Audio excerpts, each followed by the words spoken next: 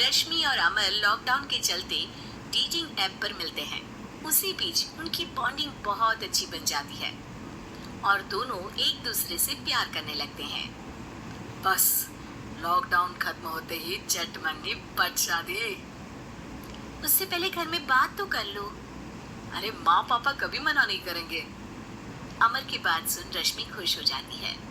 ऐसे ही दिन बीतते हैं और देखते ही देखते लॉकडाउन खुल जाता है, जिसके अगले ही दिन अमर अपने परिवार के साथ रिश्ता लेकर रश्मि के घर पहुंच जाता है।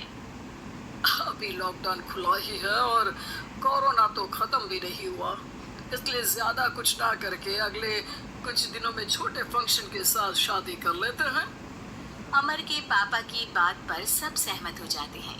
कुछ दिन बाद दोनों की शादी हो जाती है और रश्मि अपने ससुराल पहुंच जाती है। बेटा, शादी तो तूने अपनी मर्जी से कर ली, लेकिन बहू को बोल देना इस घर में हुक्म मेरा ही चलेगा, इसलिए अपना राज जमाने की कोशिश भी ना करें। माँ, रश्मि को यहाँ सिर्फ प्यार, आशीर्वाद और अपनापन चाहिए, ऐसा यह राज नहीं। बेटी की बात पर सास मुंह बनाए वहां से चली जाती है और अब वो हर रोज रश्मि को परेशान करना और ताने देना शुरू कर देती है।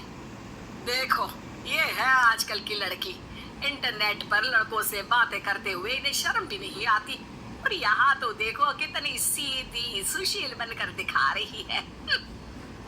मम्मी, शादी के रिश्ते वाले इंटरनेट ऐप से जब किसी को कोई दिक्कत नहीं है, फिर डेटिंग ऐप के जरिए मिलना किस तरह गलत हो सकता है? रश्मि के डेटिंग ऐप वाली बात सुन उसकी हैरान सास तुरंत तुनक कर पूरे घर को सिर पर उठा लेती है, जिसकी आवाज सुन अमर और उसके पापा भी वहां आ जाते हैं। हाय मेरी माता, इतना बड़ा झूठ! डेटिंग ऐप को इंटरनेट के जरिए मिली है बोलकर इस कलमुही को मेरे सर ला बिठा दिया। अरे नासपीटी, तुझे जरा भी शर्म नहीं आई?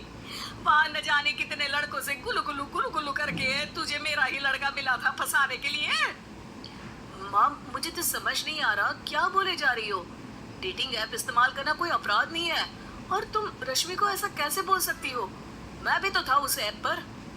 पहले उसके लिए माँ से झूठ बोला और अब लड़ाई कर रहा है। सास और अमर की बात सुनकर रश्मि हैरान खड़ी रहती है।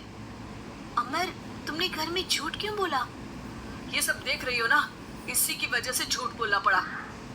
एक तरफ अमर और रश्मि की ये बात चल रही होती है, वहीं दूसरी तरफ सास का नॉन स्टॉप क्लेश सबको परेशान कर देता है। सब एकदम चुप, जो हुआ सो हुआ, अब मुझे कुछ ना सुनाई दे।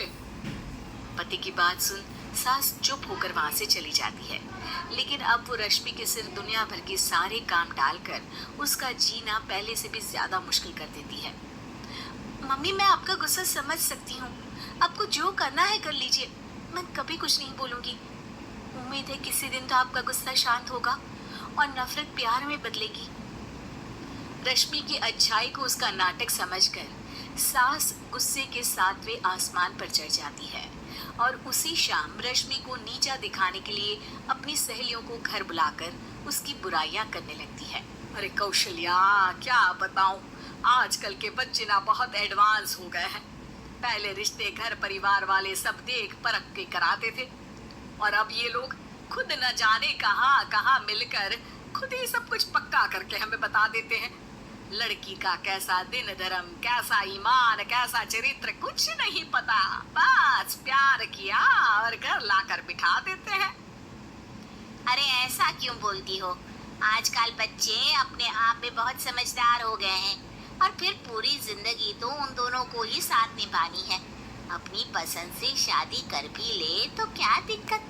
तू ही देख ले, पहले इतना अच्छा बेटा और अब सोने पर सुहागे जैसी सर्वगुण संपन्न बहू।